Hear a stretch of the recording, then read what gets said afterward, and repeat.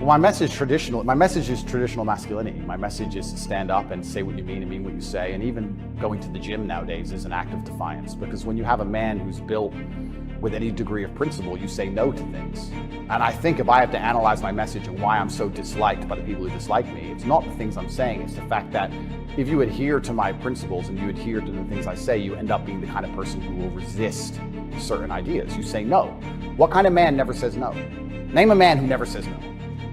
Men say no, right? Men wake up and say, no, I don't think that should be done this way. No, my children will not be taught that. It's no. the father's primary job. Absolutely. So when you say to men, listen, you're allowed to have an opinion. You're allowed to have standards. You're allowed to have boundaries and barriers. You're allowed to get up and become important and work hard and try hard and become the kind of man who can't be controlled, then you're seen as an enemy. And especially with the massive influence I've gained, I think they look at me and go, he's helping men resist the slave programming. We don't need him around.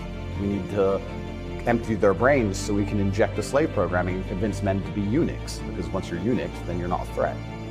I'm saying in the world we live in today, it's hyper competitive, and if you want to be the kind of man that has the choice of women to choose a good one, you need to be an excellent man. It's no longer acceptable for you to just be an average Joe or below average. You have to get up and you have to work hard and you have to be smart and interesting and you have to be charismatic and make some money and be in good shape, and you have to try very hard. And unfortunately for them, if you follow that path as a man and you become successful in those realms, you end up being the kind of person who resists enslavement. You become the kind of person who wakes up and says, no, I don't believe in that. That doesn't make sense. I really do believe, and I have nothing against the people who fell for the propaganda, fell for the programming. Yes, yes, I agree. Fine, but you should wake up and say, I was fooled, I've learned my lesson, I will not be fooled again. You continue to be fooled, and you've not self-reflected, and you've not realized that they lied to you the entire way, and you now believe the new bunch of lies that are all over the television. There's something wrong with you. I think a lot of this is actually genuinely cowardice. I think it's a very easy worldview. The life is easier if you accept the news tells the truth. Yes. Everything they want me to believe is true. Everything's nice and simple. Good guys, bad guys, doop-de-doop-de-doo. And if you want to actually wake up, it takes a degree of bravery, because then you have to destroy your entire worldview, everything you've ever understood and everything you're told, and you have to really look at the world and go, oh, this is a mess. And that takes bravery. And once again, that's why they don't want men to be brave. They want you to sit there and go, oh, it's easier if just, CNN said, so it must be true. And it's cowardice. And they're trying to instill cowardice in all of us. That's what they're trying very hard to do. And I think even just me as a person, the people who hate me, my detractors who dislike me so much, even if I say nothing, I just turn up, big, bald, strong, fast car. But it's just me. I'm like the enemy to them, because I symbolize men who don't comply. And not don't comply in a negative law-breaking way, but don't comply if we don't agree with that or we don't see common sense in that, we're going to politely decline. But I believe it's a test, and I believe it's my job to pass the test for my ancestors and for people watching over me and for God. And I think I have to do the absolute best I can possibly do in this scenario and the circumstance, regardless of whether I win or lose. I still believe I'm going to win because I've seen the case file and I've seen that no laws have been broken. But even in the very unfortunate circumstance that this matrix attack goes deep enough to throw me into a jail cell, I think I should handle it like a man. I think I should stay and finish the process, and I should walk with my head held high and suffer as much as I need to suffer to stick by my convictions and know that I'm an innocent person. And I refuse to break. I refuse to cry. I refuse to be depressed about it. I'm going to wake up and I'm going to smile regardless. And regardless of what happens to me, I want everyone to know that, one, I would never kill myself, and two, I think that as a man, there's always going to be a degree of pain and suffering in your journey. I don't think you're ever going to become a successful man or be good at being a man without pain and suffering.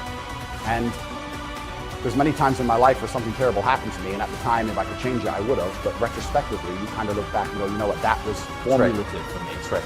That is what God decided I needed to become who I became.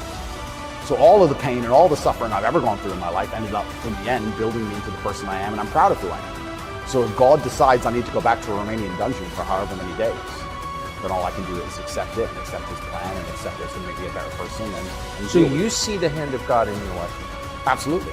So to be a successful man, because let's break this down a little bit further. Success is the most overused word. Because we talk about success. Oh, this guy, he's really successful. Not these motherfuckers are successful. So let's say I'm working at a company. Yeah, I'm the big boss. Let's say I'm a guy, I go to college, I go university, I go to this company, I work. I become a manager. I'm on $150,000 a year. I got a company BMW, and I wear a suit, and everyone at my job does as I say. By all measures, I'm a success now. But here's the truth. When I leave that company, no one gives a fuck about me. I'm a nobody outside of that one building where I'm a little bit important.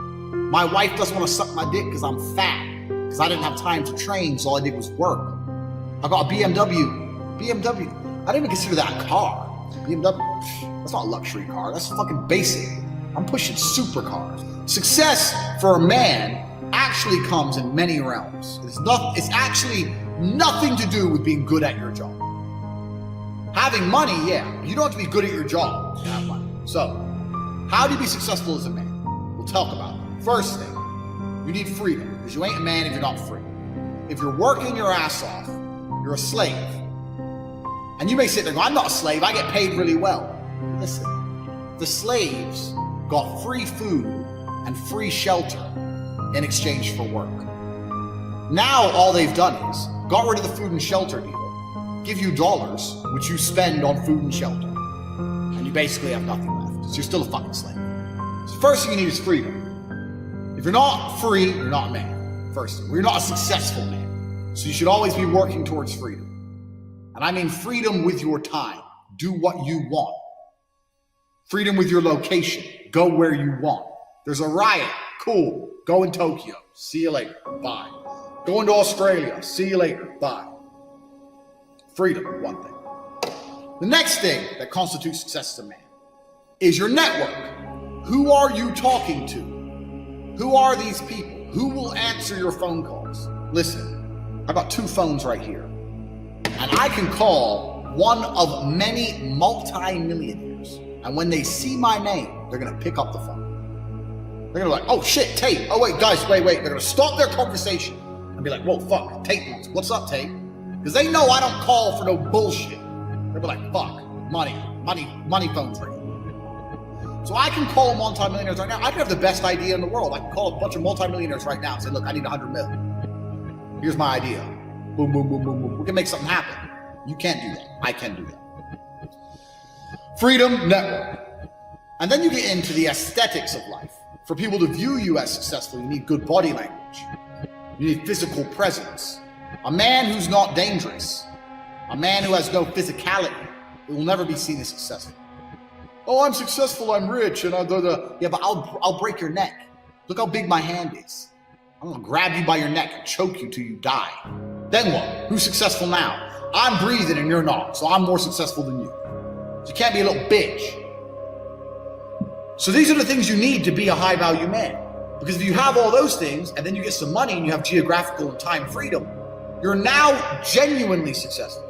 That by simply understanding what you need, and only discussing and talking about the things you know you need, you'll end up having the things you know you need. That's it. I went to Google and I typed in, how to learn how to be a man. And a bunch of crap came in, a bunch of junk. Men need to cry more with their feelings. What? No. I'm trying to find out how to get money, get mafia contacts. I want to be 33, living in Romania in a mansion with my friends with supercars, owning casinos. That's what I wanted to be. So how do I get it? Type in how to be a man. To be a man, you need to cry more. Everyone's talking about being a bunch of pussy shit. Like, no, it's not what I want. Who remembers The Matrix when Neo sat in the chair and they downloaded it into his brain and he woke up and goes, I know Kung Fu. And he went and fought Morpheus. I was like, this is what I need. I need someone to download into my brain. How do I make money?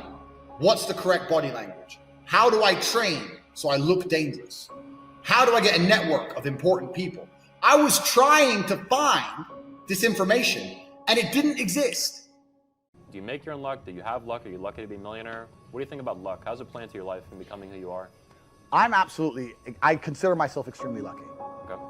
But I also do believe you make your own luck. And I also do believe in any scenario you can view yourself as lucky or unlucky, right? I view myself as lucky. We're all lucky. We're all lucky. Like bacteria could have stolen our eyesight. right? Could have gotten a car crash last week. We're all here, we're all alive, we're all breathing. So on some level, we're all lucky. And I believe if you view yourself as a lucky person, it's a more positive way to go through the world. Why on earth are you gonna go through life and believe you're an unlucky individual? Yeah. I don't see how that can benefit It's a you. shit attitude. Why would you think, it's kind of crazy, because I say this, the number one thing people don't have control of in their lives is their mind. But what's funny about that is, the only thing in life you can truly control is your mind. You can't control other people, you can't control the weather, you can't even control your health. Your heart might stop beating, you don't make it beat, it just goes, so it's gonna turn off one day. The only thing you can control in your life is what you think in your mind. So if you're gonna sit there and go, oh, I'm sad, well, you can change that if you actually try, but you don't, you just accept it, right? So people have lost control of their own minds. And I don't understand why you would allow your own mind to take power from you. Why would you let your own mind convince you you're not a lucky person, or I'm not this, or I'm not confident? Why would you let your own mind sabotage you? Why wouldn't you reprogram your own mind to be on your team? It should be your ally, right? My mind is my ally. You can dump me in the fucking Arctic Circle to die. 2 days later, I'm coming to your house, knocking on the door with 3 girlfriends in a Cadillac. I'm not gonna sit there and go, shit, I'm gonna die. I'm gonna be like, okay, Andrew, you're the man. I don't know what the fuck we're gonna do, but you're gonna pull this off. I really believe in that irrational self-confidence to some degree. The world is full of cowards. People are absolutely and utterly cowards. And that can only end when everybody stands up and stops agreeing and playing this game. It stops being cowards. We need mass numbers of people to say, no, I'm allowed an opinion. You know what, Nigel Farage, he says something that was really interesting. He was asked about who runs the world, and I guess the person was trying to set him up for a question about the elites. And he said, truthfully, I'll tell you who runs the world. We do. Because we decide how much of this crap we're gonna put up with. The problem is we're putting up with too much of it. The problem is everyone's a coward. It really is truly crazy, because fear has always been the control mechanism of man. The worst things that have ever happened in any society or any civilization since the dawn of fucking records has been done under the name of fear. Get the population afraid. But I think it's also a larger issue. I think that things like making sure people are semi-depressed, making sure people are divided, making sure people are selfish, making sure people are self-obsessed, they're trying to destroy people's will to stand up and care about anyone other than themselves. And as an adult, what you need to do is seriously analyze every strongly held belief you currently have and work out where it came from. Is it personal experience? Is it from somebody who I care about and who I trust? Is it from what the news has said? Why do I believe this so much? Why do I have an emotional response to this? Where did it come from? People don't do that. They just sit there, watch the news, watch social media. These people cannot think. You live through the last 3 years and you realize that, yeah, people can't think. There's a large contingent of the world that truly cannot think. It's just the bottom line of life. And it's kind of interesting because everyone pretends they give a fuck, but nobody does. If you ask a woman what kind of man she wants, she will never say depressed or sad, ever. She wants a man who is ultra capable, ultra competent. They don't have time for sad dudes. They don't care. So the world doesn't care. The world has never given a shit about sad men. So if you're gonna sit there and self-diagnose yourself as a sad man, you're gonna have a shit life and nobody's ever gonna give a fuck, and you're gonna perpetually lose forever. And that is your decision. I am so scared of being that person. The idea of that terrifies me to the point where I don't even want to accept that as a reality that can possibly exist. I don't give a shit what happens to me in my life. I don't care how bad it is. I don't care if the worst, most heinous things I could possibly imagine happen to me. I know that my sadness, my depression will be temporary because I will never stay a loser. It's against my creed. It's not in my DNA. Of course it's garbage. Yeah. Absolutely. You've got to have winners, you've got to have losers. You have to lose to know how to win. It's true, and the natural state of man is a competitive state of man. That men have always been competing with each other. Even now, right now, we compete with each other. I don't buy Ferraris to drive fast. I do sometimes, but if I'm in London traffic, it's not to go quick. No. It's to show everyone else I'm richer than them. That's what it is. It's a never-ending competition. I don't wear a big diamond Patek for fucking $500,000 to tell the time. I tell the time on my phone. I do it because I'm loaded. And this is actually what's interesting about the world, because the world's changed. Men used to go to war and fight each other in physical combat, and now we don't because we're more civilized in some regards. Violence is still the bottom line of society, but we try and avoid it. Men are constantly doing combat by showing each other how we can move world with money. We're constantly in combat because of our status. 99% of what men do is for status. We want to be in good shape for status. We want the fast car for status. We want the nice house for status. We want the diamond watch. We want the hot girl. This is all for our status. Look at me. I'm the big dog. This is how we compete with each other. If you're gonna be a dude who pretends that's not true, or be a dude who doesn't want to compete, your life's gonna fucking suck. Yeah. This is what men have always done. We've Friendly war. Completely. We've evolved to be in battle with each other to some regard. And you look at the entire planet throughout history. Humans have always done this. It's just like, no, I'm the boss. No, I'm the boss. Okay, then let's find out who's the boss. And now we live in a world where I think that status is the new form of combat. And the true expression of testosterone is showing you can move the world with money. This is why I do a lot of the things I do. When I show up to a hotel and every single member of staff panics and they're all standing there waiting only for me and no one else is allowed to walk in and all my cars are out front and Mr. Tate. That's war. That's winning. That's what it is. That's the game. And I don't have time to even accept the idea of a reality where I can't create that for myself. It's the same with fighting, it's the same with the real world. Brutal determination and consistency is nearly impossible to beat. I knew people who weren't that talented, but they were just at the gym every day. They just ran further, they just trained harder, and they just ended up being world champions. That's how it gets. You cannot beat consistency. The person who does what they're supposed to do day after day, regardless of how they feel, is going to be the person who wins. The people who are the most successful in the real world are the people who wake up every day and work. If you're the person who wakes up, does work, is fantastic at it, but then takes 3 days off, you're going to lose. They say that hard work beats talent when talent doesn't work hard. And it's completely true. You have to be consistent. You have to decide. Are you the kind of person who wants to make a lot of money in this life and live a life of freedom? Or are you the kind of person who wants to look back when he's 30 on his 20s or 40 on his 30s and look at that decade and go, what did I do with that decade? Well, I didn't get rich. I didn't travel the world and live like they do in Tate Confidential. What did I do? Well, I had a day off here, a day off there, a bunch of nothing days that amalgamate into this decade of nothingness, and you're just wasting your time. If you want to win, you need to be consistent. You don't need to be the smartest, not at all, but you have to be the guy who's there day after day. And I guarantee you, I will guarantee you right now, IQ has nothing to do with how successful you'll be as a real person. What is going to determine how successful you're going to be is, are you there every single day? Are you doing what you're supposed to do day after day? I can also apply this to sales. I knew guys who were terrible on the phone. Back in my day, sales used to have to call companies. I was smooth, I was the best. We had people who were terrible. When I say terrible, I mean they had a thick Indian accent, didn't speak English that well, didn't know the script that well, didn't know the answers, but they were always in the top 20% of the company because they just hammered the phone. They just were on it. They needed to feed their family in Bangladesh. They didn't give a fuck. They were just calling. That's it, day after day. When you're on lunch break, he's on the phone. You can win with hard work alone. That's what's amazing about the universe when I say that. God will give you anything you truly want. If you truly want money and you truly try hard, you truly listen to us, you are going to have as much money as you could possibly ever desire. But if you think you want money, but you kind of want something else, or if you're arrogant, or if you're lazy, you're going to end up somewhere in the middle if you're lucky and talented. And if you're not talented, you're going to end up at the bottom. Majority of depressed people are men. Men suffer from depression more than females because a man's life is worse than a female's life. A man's life's much harder, right? Let me tell you something. Depression is not real. Feeling depressed is real. So you can feel depressed, but you feel depressed, and that is a natural biological evolutionary trigger for you to change something in your life. You're unhappy about X. If I went to jail today, I'd be depressed because I'm in jail. I haven't caught depression. I don't have a disease. I'm just upset with my situation. I have people message me all the time. I'm fat and I can't get a girlfriend because I'm depressed. I'm like, no, you're depressed because you're fat and you can't get a girlfriend. Do you understand? This is the point, right? So for a lot of people, your life is depressing. A lot of you out there, if you're sitting there and you say you suffer from depression, you probably live a depressing life. You probably live a depressing life. So if I was you, I'd be depressed. But if you were me, you'd be happy. Do you know what could solve depression for most poor people? $1 million in the bank. Boom. So how is it a disease? So when I say this to people, most of them agree and they go, okay, but if that's true, why do famous people kill themselves? And I say, well, I know you think you outsmarted me, but I'm Andrew Tate. And I have the answer.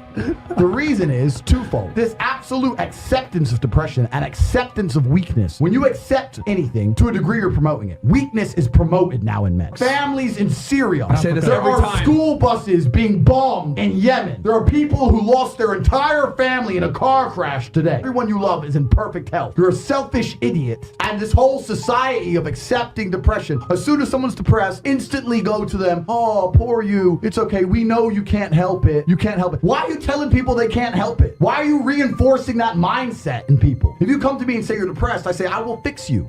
And you know what's crazy? When I said this depression thing wasn't real, do you know how many people stuck up for depression? You don't understand. I'm depressed. Depression's real. I was like, if it's so horrible, why are you defending it? You sound like it's PR team. Why? Like, what? I thought it was ruining your life, but you are desperate for me to believe in it. You want me to believe in it. You're sticking up for it. You're defending depression, trying to convince me it's real because it's your cure-all excuse for failure. When you're depressed, you can fail in every human metric. I fail at everything, but I'm depressed. It's not my fault. No, you're a failure. That's all you are, because you're not trying very hard. If you live in a house, I say this all the time. This is the reason I don't believe in depression. Because I don't believe in depression, I cannot become depressed. No matter what the worst thing that could possibly happen to me on earth, I will feel sad, but I will recover and I will not become depressed because I don't believe in depression. If you're in an old haunted house, right? You have two people in two haunted houses. One believes in ghosts and one doesn't. You hear some noise in the night. The wind blows, right?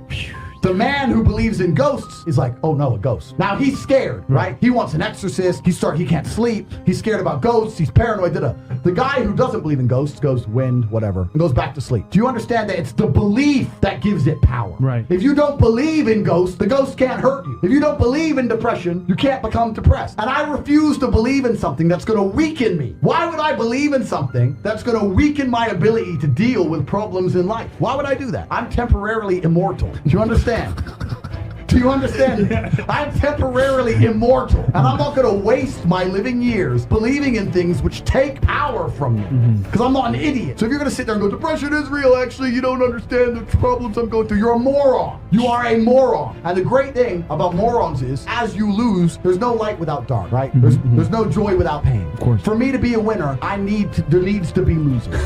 I say that life as a man is exceptionally difficult. I say the most beautiful and the most terrifying thing about being a man is you're born without value. Society doesn't care about you. You're only going to be cared about based on how useful you are. You have the chance to build yourself up and become a superhero if you're prepared to do the hard work and be indefatigable enough to never quit. But if you're going to stand around and wait for a handout, nobody's going to ever respect you. And I think that a lot of people have forgotten about how difficult and how competitive it is as a man. We're always in constant competition with each other. And it's your duty as a man to stand up and say, I want to be as important and strong and good-hearted and God-fearing as possible, and I need to work hard to achieve those things. And the dangerous thing about overly emotional men is that they're dangerous. They're genuinely dangerous. This is what's crazy.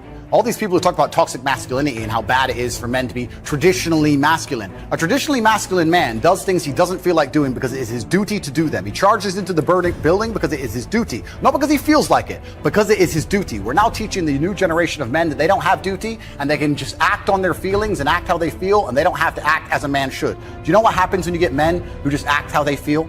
You get school shooters, you get violence, you get rapists. Men who do not control their emotions are dangerous. If you find a man who is stoic, he's not going to hurt people. He's going to sit and think about his actions very carefully, and he's going to be a good man who protects and provides for his family. You find a man who just acts out on impulse and does whatever he feels like, you're going to find a dangerous man. Sitting here telling men to cry more and act with their feelings and it's okay to feel this way, that way, etc., and have no self-control.